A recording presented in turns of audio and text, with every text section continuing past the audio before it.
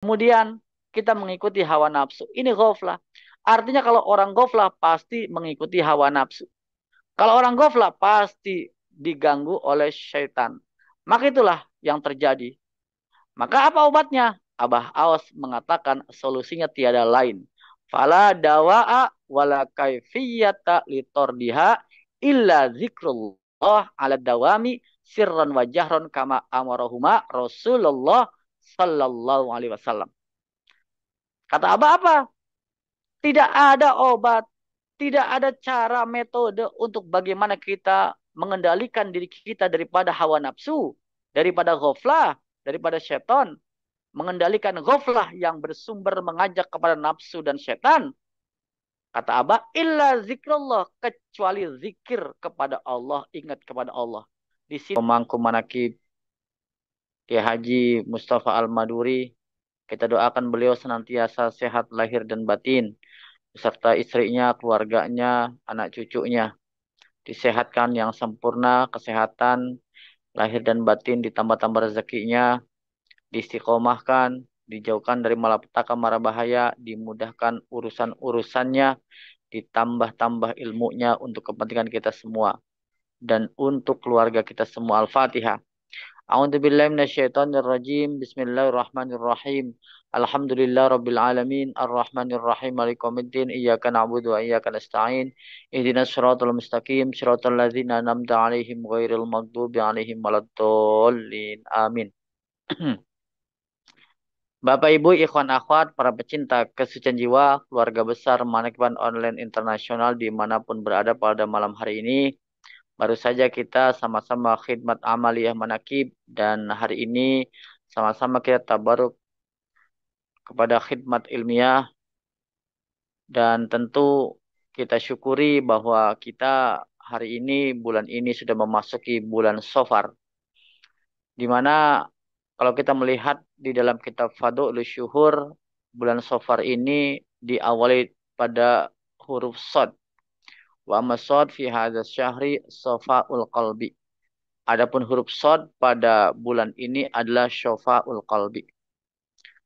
Syafaul qalbi artinya bersih hati, bersihnya hati. Artinya suci, artinya bening, hati yang bening. Jadi safaul qalbi ini adalah hati yang bening. Jadi kalau ada hati yang bening berarti ada hati yang tidak bening. Artinya ada kolbu yang tidak bening. Kalau bahasa Cirebon tuh namanya butek ya. Jadi kolbu yang butek, kolbu yang keruh, kolbu yang kotor. Nah, pengersa Abah pada kesempatan bulan ini menjelaskan tentang hati yang bening. Ada juga hati yang keruh tadi saya katakan. Kenapa? Karena ada noktah-noktah yang ada di dalam kolbu. Sebagaimana Rasul bersabda, Innal abda idza aznaba. Sesungguhnya ketika seorang hamba melakukan dosa, maka terjadi noktah. Noktatun sauda'i fi qalbihi. Terjadi noktah hitam di kolbunya. Jadi ketika seorang hamba Allah, dia berbuat dosa, maka terjadi bercak hitam di kolbunya. Sekali dia berbuat dosa, terjadi bercak hitam. Berdosa lagi, bercak hitam. Ghibah lagi, bercak hitam. Merendahkan orang, bercak hitam. Terus bercak hitam, namanya noktah. Noktah yang hitam. Maka lama-lama kolbu itu menjadi tidak jernih. Artinya kolbu itu menjadi keruh. Nah, kenapa keruh? Karena ada noktah. Artinya kalau seandainya kita hatinya keruh, maka tidak jernih. Maka sifat-sifat daripada hati tentu adalah sifat-sifat yang kotor. Apa ciri daripada hati yang jernih?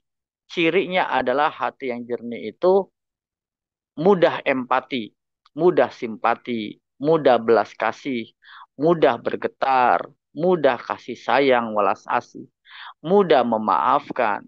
Itu adalah ciri daripada hati yang bening.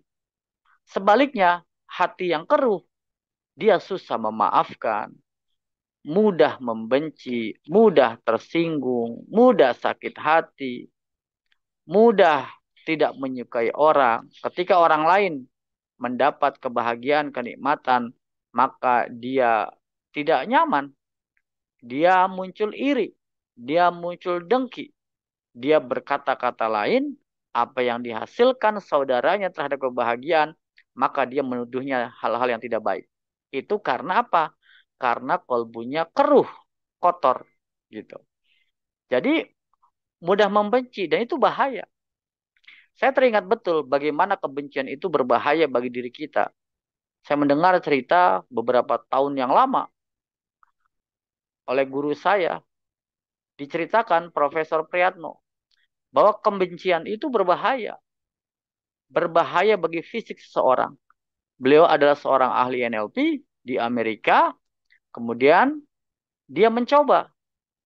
Salah satu kliennya ditanya, adakah dalam hidupmu kebencian yang luar biasa kepada seseorang? Ternyata dia menjawab banyak gitu. Coba satu saja. Satu kepada benci kepada orang. Yang tinggi levelnya. Skala 1 dan 10 tertinggi di angka 10 kamu cari. Maka ditemukanlah satu orang dipilih, dia benci sekali kepada orang itu. Kemudian ahli neuroscience itu bertanya, kalau dia hadir hari ini di tempat kamu, apa yang akan kamu katakan? Apa yang akan kamu lakukan? Maka si klien ini mengatakan, saya akan ludahi dia. Maka dengan teknik psikoanalisa, maka hadirlah dia, imajinernya, langsung secara otomatis dia meludahi. Maka air ludah itu diambil. Kemudian air ludah itu diambil, kemudian disuntikkan pada serangga. Disuntikkan pada serangga, lama-lama serangga itu mati. Kenapa serangga itu mati? Ternyata masuk laboratorium, serangga itu mati gara-gara kena racun. Racun dari mana? Racun dari air ludah. Air ludah siapa? Air ludah orang yang penuh dengan kebencian. Nah, dari riset ini akhirnya apa? Maka menyimpulkan, ternyata orang-orang yang dalam dirinya penuh dengan kebencian, air ludahnya menjadi racun, dan itu berbahaya. Artinya orang yang penuh kebencian, kemarahan, maka sebenarnya dia sedang meracuni dirinya. Maka banyak sekarang penyakit-penyakit yang terdeteksi secara medis ternyata tidak ada. Ternyata sumbernya adalah dari kebencian, dari kemarahan. Nah, maka betul Tanbih mengatakan kita harus menyayangi orang yang membenci kepadamu. Kenapa? Karena ketika orang yang benci kepada kita, maka sesungguhnya dia sedang meracuni dirinya. Maka kita kasihan betul. Ternyata dia benci sama kita, tidak suka sama kita, marah sama kita. Kita harus menyayangi, kata Abah. Sayangi orang yang membenci kepada kita. Kenapa? Karena dirinya sedang meracuninya dengan kebenciannya. Nauzubillah. Nah itu. Jadi saya dapat cerita ini luar biasa. Itu sangat terpengaruh betul menjadi inspirasi saya bahwa ternyata kalau kita kaitkan bagaimana kolbu kita seandainya banyak noktah-noktah keruh maka yang terjadi adalah seperti itu. Pantas saja orang-orang yang datang kepada Abah diperbaikinya adalah kolbunya. Agar apa? Agar sofaul kolbi, agar jernih, agar bening hatinya. Kalau bening hatinya, jernih hatinya, maka perilakunya menjadi baik, perkataannya menjadi baik. Terjadi perubahan-perubahan. Tidak diperbaiki secara fisiknya oleh Abah. Ajarkan dulu talqin. Orang datang kepada Abah dengan perilaku yang bermacam-macam. Orang datang kepada Abah dengan pakaian yang bermacam-macam. Dengan karakter yang bermacam-macam. Dengan kerusakan fisiknya, perbuatannya, attitude-nya. Datang kepada Abah, diinstal, diprogram kolbunya. Dengan talqin itulah, maka lama-lama itu orang menjadi baik. Saya sudah lama dan mendengar bahkan melihat sejak masa Abah Anom, orang-orang yang datang kepada Abah dengan berbagai macam kelakuannya, maka dia menjadi orang baik. Pada masa Abah Aos juga sama. Orang-orang yang datang tadinya berawal dari menjadi preman, lama-lama malah menjadi ustadz, jadi kiai. Orang-orang yang tadinya penuh dengan kemaksiatan, dia talqin zikir, kalbunya berubah daripada yang tadinya kotor, maka menjadi bening, maka dia menjadi pengedar. Dulu pengedar narkoba, sekarang pengedar zikir.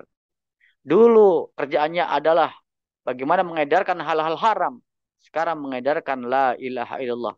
Itulah perubahan yang dilakukan oleh Syekh Mursyid, yaitu bagaimana menjernihkan kolbu. Karena kalau kolbu kita isinya setan, maka perilaku kita kesetanan.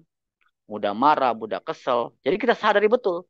Kalau hari ini kita sedang marah, hari ini kita sedang kesel sama orang, tidak suka dengan orang, ya berarti kolbu kita, hati kita bersemayam di situ setan. Tapi sebaliknya, kalau kolbunya isinya Allah, isinya zikir khafi, maka nampak lebih tenang, lebih damai, perkataannya baik, perilakunya baik. Siapa contohnya? Contohnya guru kita, pengersa Abah. Kolbunya selalu bersama Allah. Murid-murid pengersa Abah yang telah sukses, yang hatinya setiap hari, setiap saat bersama Allah, maka tenang. Karena jernih gitu. Kalau kita, ya kadang jernih mungkin ya, kadang kotor, karena kadang marah, kadang tidak gitu. Maka Al-Ghazali mengatakan bahwa kondisi kolbu itu ada tiga. Ada kolbu yang kondisinya adalah kolbu yang marid ya, ada yang sakit gitu ya. Ada kolbu yang mayit, yang mati, ada kolbu yang salim, ada yang selamat, ada yang hidup. Jadi ada kolbu yang mati, ada kolbu yang sakit, ada kolbu yang hidup. Kalau kolbu mati, ya sudah, merekedeweng gitu istilahnya. Susah. Diberi nasihat, susah.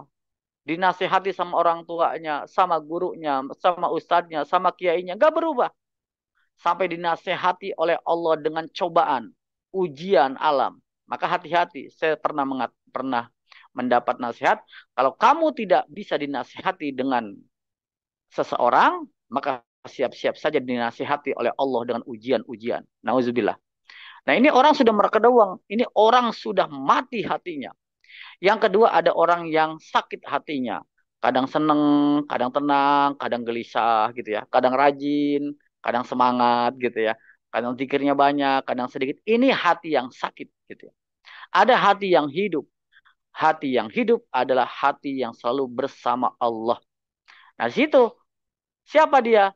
Beliaulah Syekh Mursyid. Beliaulah orang-orang yang sukses dalam thariqah ini. Hatinya bersama Allah. Salim. Maka dalam Al-Quran dikatakan apa?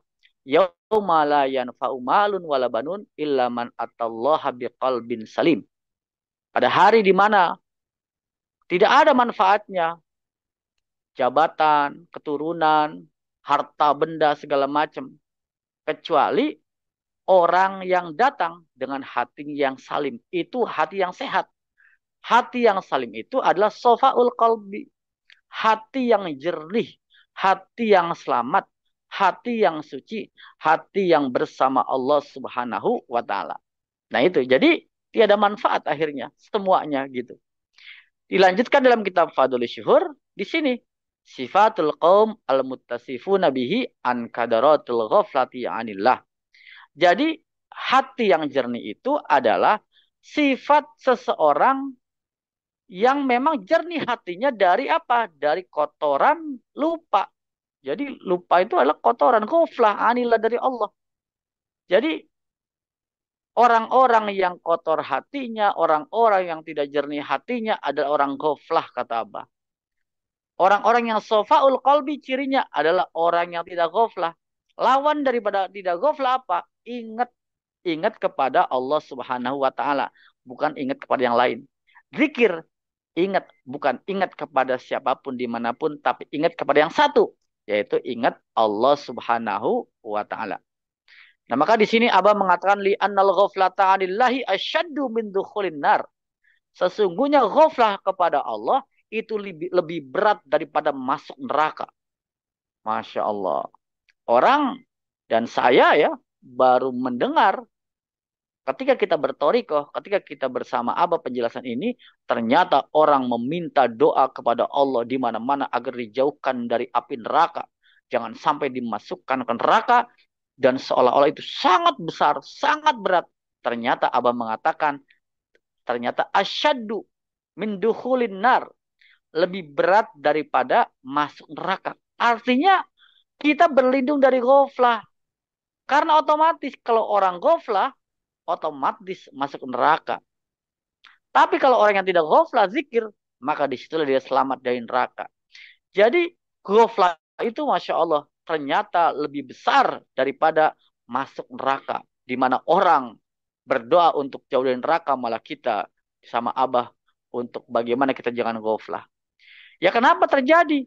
Kalau kita melihat, jangankan masuk neraka, jangankan kemaksiatan yang lain, kejahatan yang lain, masuk neraka saja ternyata lebih ringan daripada ghaflah.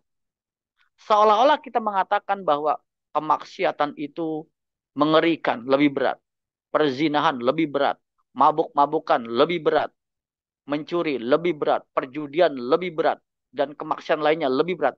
Ternyata itu semua adalah lebih berat, yaitu dari ghaflah.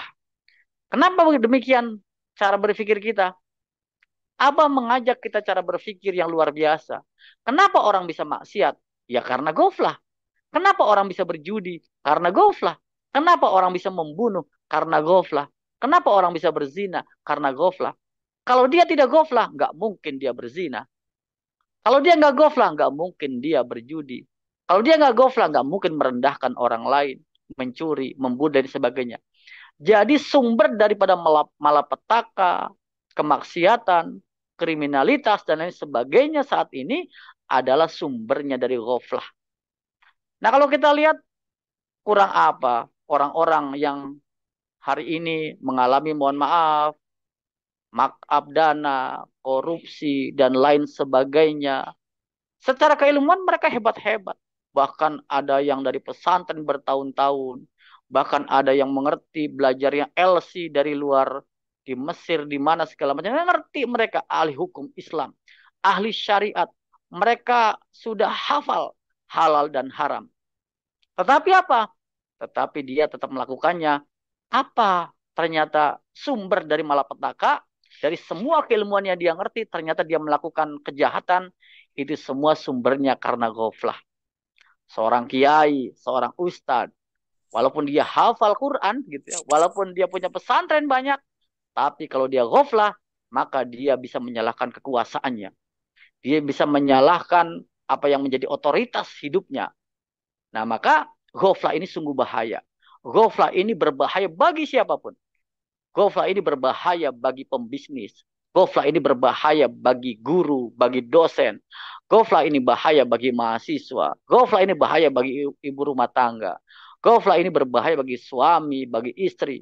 Ghaflah ini berbahaya bagi pemimpin, bagi siapapun pejabat. Ghaflah ini sangat berbahaya. Maka dikatakan apa-apa? Asyaddu min dukhulin nar. Lebih hebat, lebih berat daripada masuk neraka. Apalagi kemaksiatan-kemaksiatan yang terjadi. Ternyata sumbernya adalah ghaflah. Kenapa demikian? Karena ghaflah itu mengajak kepada dua. Bapak Ibu, kata Abah mengatakan, wal ghaflatu hiya mutaba'atun nafsi ila ma tashtahihi wa mutaba'atus syaiton. Orang yang ghaflah itu maka dia mengikuti hawa nafsu dan syaiton. Dari dulu ini ya kalau kita tidak bisa kendalikan, Masya Allah. Di luar eksternal kita, kita diganggu oleh setan. Setan yang menggoda Nabi Adam dulu masih ada sampai sekarang. Dan terus beranak pinak. Kemudian kita mengikuti hawa nafsu. Ini ghaflah. Artinya kalau orang ghaflah pasti mengikuti hawa nafsu. Kalau orang ghaflah pasti diganggu oleh syaitan. Maka itulah yang terjadi. Maka apa obatnya? Abah Awas mengatakan solusinya tiada lain. Fala dawa'a wala kaifiyata litordiha illa zikrullah ala dawami sirran wa jahran kama amarahuma Rasulullah sallallahu alaihi wasallam. Kata Abah apa? Tidak ada obat, tidak ada cara metode untuk bagaimana kita mengendalikan diri kita daripada hawa nafsu, daripada ghaflah, daripada syaitan. Mengendalikan ghaflah yang bersumber mengajak kepada nafsu dan setan. Kata Abah, illa zikrullah, kecuali zikir kepada Allah, ingat kepada Allah. Di sini Abah Aus lebih spesifik mengatakan apa? Ala dawami sirron wa jahron. Zikirnya adalah dawam, yaitu sir dan jahar. Yang pertama kalimatnya apa? Zikir, berarti ingat kepada Allah. Tidak cukup hanya zikir, apa? Mesti dawam, kata Abah. Sudah zikir, dawam. terus-menerus. Jadi betul, tidak ada di dalam toriko ini senior atau junior. Kalau dia berhenti, maka dia ghaflah, diganggu oleh setan dan hawa nafsu. Jadi orang yang hebat adalah yang belajar terus. Orang yang hebat adalah zikir terus. Tidak berhenti. Walaupun dia merasa senior belajar toriko ini. Tapi berhenti dia bahaya. Nah maka yang pertama kalimatnya zikir kepada Allah. Yang kedua mesti dawam. Terus menerus. Sampai kapan? Sampai roh kita keluar daripada kontrakan ini. Di situ baru kita selesai gitu ya. Nah yang pertama zikir. Yang kedua dawam. Apa zikirnya? Kata Abah zikirnya adalah sirron wajahron. Zikir sir dan jahar. Zikir jahar dan khafi kama amarahuma Rasulullah.